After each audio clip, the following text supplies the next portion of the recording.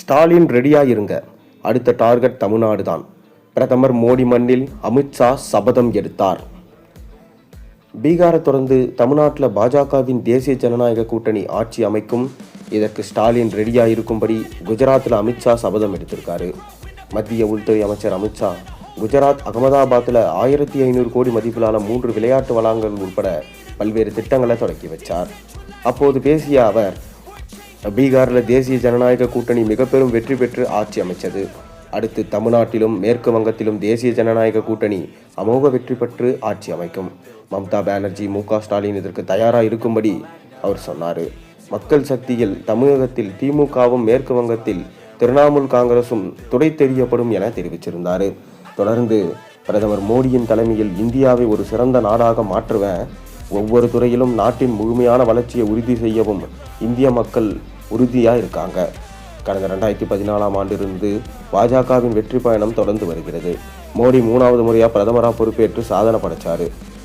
காங்கிரசும் அதன் கூட்டணி கட்சிகளை மக்கள் ஏற்றுக்கொள்ளாத நிலையில் ராகுல் காந்தி மின்னணு வாக்குப்பதிவு இயந்திரங்கள் மற்றும் வாக்காளர் பட்டியலை தொடர்ந்து குறை கூறி வரார். நாட்டின் ஒவ்வொரு பகுதியிலும் காங்கிரஸையும் அதன் கூட்டணி கட்சிகளையும் மக்கள் நிராகரிச்சுட்டு வராங்க என சொல்லியிருந்தார்.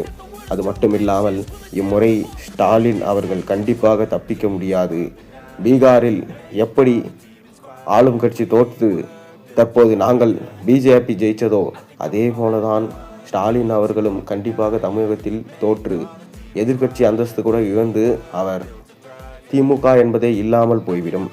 மேலும் தொடர்ந்து மாபெரும் என்டிஏ கூட்டணியை அமைக்க அமித்ஷா தற்போது முடிவெடுத்திருக்கிறதாகவும், அதாவது என்டிஏ கூட்டணியில் டிடிவி தினகரன், ஓபிஎஸ் மற்றும் அதிமுகவோடு சேர்த்து மாபெரும் என்டிஏ கூட்டணியை அமைத்து திமுகவை தமிழ்நாட்டை விட்டே விரட்டும் முயற்சியில் அமித்ஷா ஈடுபட்டிருக்கிறதாக தெரிய வந்திருக்கிறது.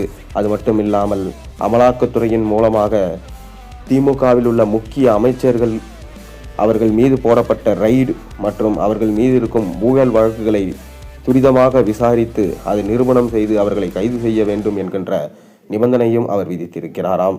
தொடர்ந்து அமித்ஷா அவர்கள் தமிழ்நாட்டு மற்றும் மேற்கு வங்காளத்தில் மோடியின் ஆட்சி மலரும், பிஜேபி தான் வெற்றி பெறும் என தொடர்ந்து அவர் வலியுறுத்தி வருகிறார். தொடர்ந்து ஸ்டாலினை வீட்டுக்கு அனுப்புவேன், அதுவரை ஓய மாட்டேன், இந்த ஊழல் அரசு இருக்காது, மக்களுக்கு தாமரை மலரும் என தொடர்ந்து அவர் தெரிவிச்சிருந்தார்.